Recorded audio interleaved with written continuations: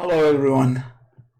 Let us talk today about what is the position of Republicans on the issue of impeachment. And it seems that despite all the mounting evidence of Trump's wrongdoings, and they are in abundance even for this case only. I mean, if you take this case only, the evidence is too much. And yet we see Republicans defending Trump to the extent that, I mean, they look like followers of a dogmatic belief in the man rather than defending him based on legal evidence. So it's not about Trump's actions anymore for the Republicans, but rather it seems like it's about a creed or something like belief in, as if Trump is a God-sent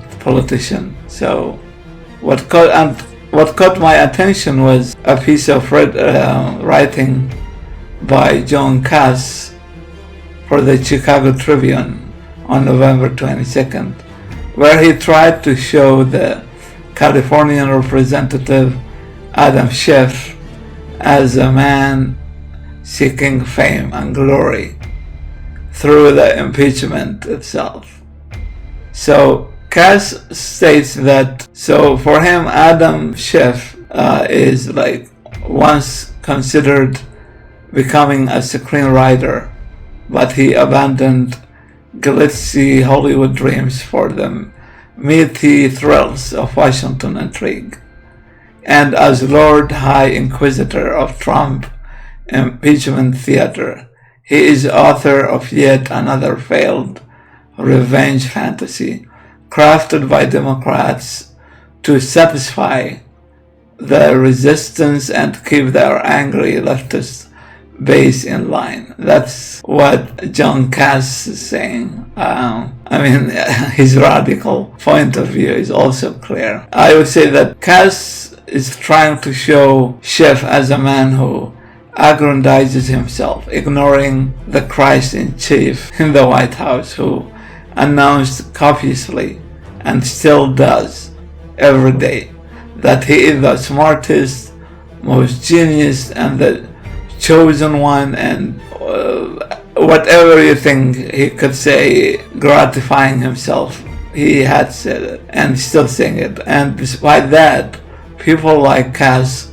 are trying to tell us that nothing wrong was done. So Trump, to simplify the case for you, tried to use the American taxpayers' money as a tool by threatening the newly elected President Zelensky of Ukraine that if he does not claim that the Ukrainian government is investigating his political opponent, Joe Biden, and his son Hunter on the charges of corruption, that if the Ukrainian government did not do that, then Trump was going to withhold the $400 million of military aid that was supposed to reach Ukraine, and he had frozen it from July to September, of course. Cass and the Republicans congressmen see what happened as an ill-advised phone call, where Trump made his bid to bribe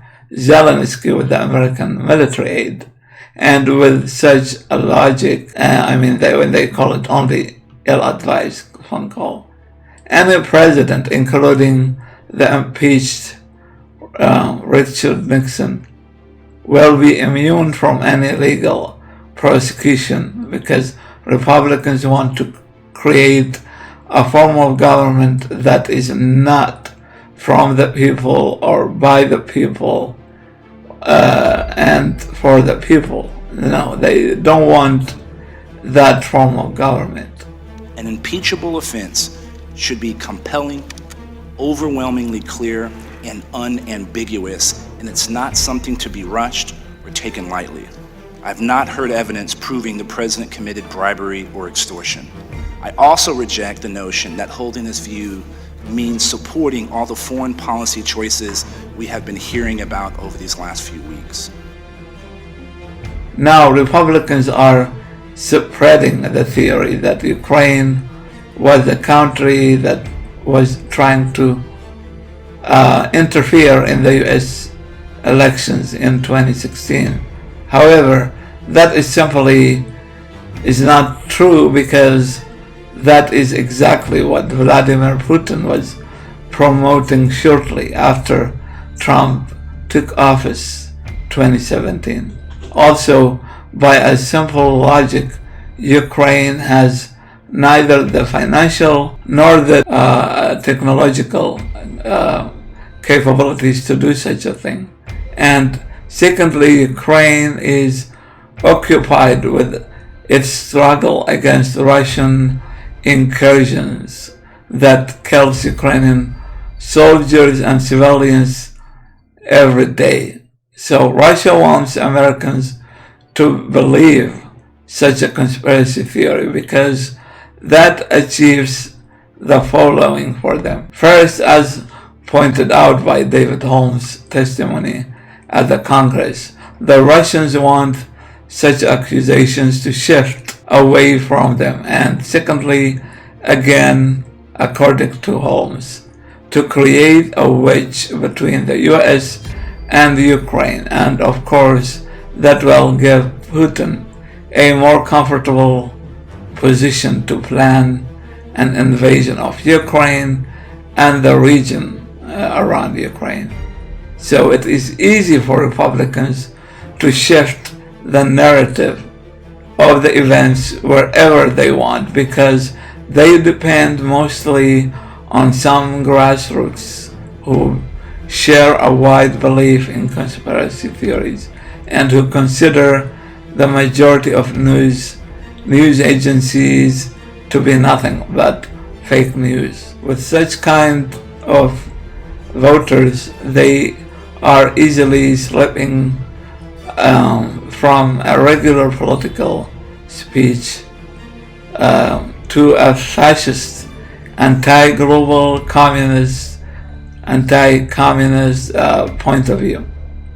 While it is true that Democrats have their own radical leftists among them who believe in some communist themes, but the Republicans, and anyone can see it on Fox News, ignore their own radical fascists who make threats and even conduct violent attacks on Jewish Americans and on other minorities. I think that it was more possible to impeach Trump for invoking a race war in America rather than this legal crime, though this crime is still a very dangerous action against America's interests and security. So Trump is the politician who was lucky because Obama was weak, and I will repeat that continuously, and therefore offered him an access to the White House. He angered so many of those who are easily invoked to believe in such conspiracy theories. So Democrats are very weak right now and have no zeal to fight politically, thus leaving the vacuum to the socialists and the communists.